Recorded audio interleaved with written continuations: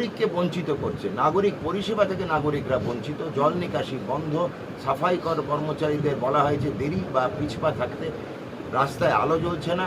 আমার মনে হয় তার জন্য একটা প্রতিবাদ এবং আলোচনা দুটোরই দরকার। আমরা কিন্তু প্রতিবাদী আসিনি, আমরা আলোচনায় এসেছি। দমদমের বিভিন্ন জায়গায় আমরা শুনতে পাচ্ছি 5-6 তারিখের পর থেকে সন্ধে হলে স্ট্রিট লাইটগুলো জ্বলছে না, মায়েরা বোনেরা রাস্তায় বেরোতে ভয় পাচ্ছে। বিভিন্ন জায়গায় শুনছি সকালবেলা হলে যে সাফাই কর্মী বাড়িতে ময়লা সংগ্রহ করতেন, বিভিন্ন জায়গায় তারা আসা বন্ধ করে দিয়েছেন। বিভিন্ন জায়গা থেকে খবর আসছে যে আশাকর্মী অঙ্গনওয়াড়ি কর্মীদের ডেলিভারেটলি ভয় দেখানো হচ্ছে যে তোমরা আর কাজে যেও না, কাজে গেলে তোমাদের বিপদ হতে পারে। আমরা পরিষ্কারভাবে বলে এসেছি এগুলো সর্বৈব মিথ্যা কথা।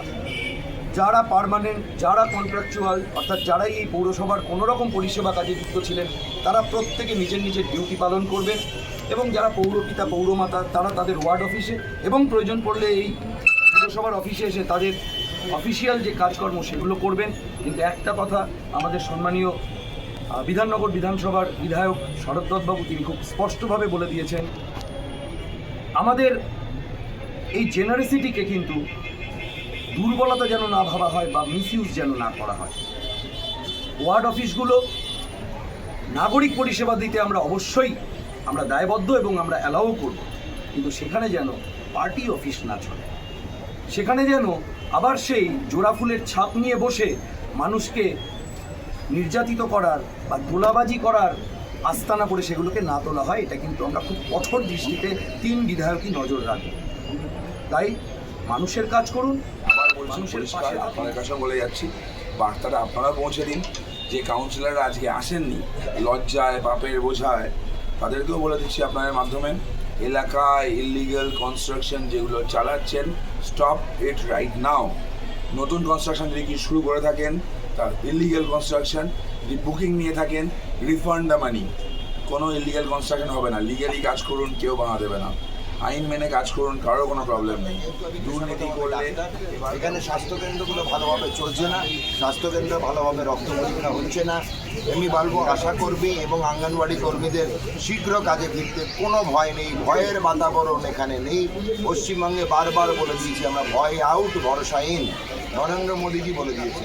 আর 3 মাস পরেই ডেঙ্গু সিজন, সেটা মাথায় রাখবেন। 3 মাসের পরেই আমাদের ডেঙ্গু সিজন দেখতে পাই। ডেঙ্গু এবং ম্যালেরিয়ার জন্য আমাদের দরকার পুকুর পরিষ্কার, নিকাশি ব্যবস্থা ঠিক রাখা। বারবার বলছি, আবারও বলছি, ভারতীয় জনতা পার্টির এই সৌজন্য এবং মহানুভবতাকে দয়া করে দুর্বলতা ভাববেন না। আমার বিরোধী দল তৃণমূল কংগ্রেসের প্রতি আমার আহ্বান, আমাদের সৌজন্যতা, আমাদের মহানুভবতা কখনো ভাববেন না আমাদের দুর্বলতা। আমরা সনাতনী রাষ্ট্রবাদী রাজনৈতিক দল তৈরি হচ্ছে, কোনো বেআইনি কার্যকলাপ হচ্ছে, কাটমানি সিন্ডিকেট চলছে, অবিলম্বে বন্ধ হোক। কোনো অটোওয়ালা, অটোরিকশা চালক ভাইকে, ব্যাটারি রিক্সা চালক ভাইকে, আমাদের শাকসবজির দোকানদারকে, প্রত্যেকটি বাজারের দোকানদারকে আহ্বান, চারানার কাটমানি দেবেন না, কোনো রকম তোলা দেবেন না। তোলা 4 তারিখ রাত্রিবেলায় 8টার থেকে বন্ধ হয়ে গেছে।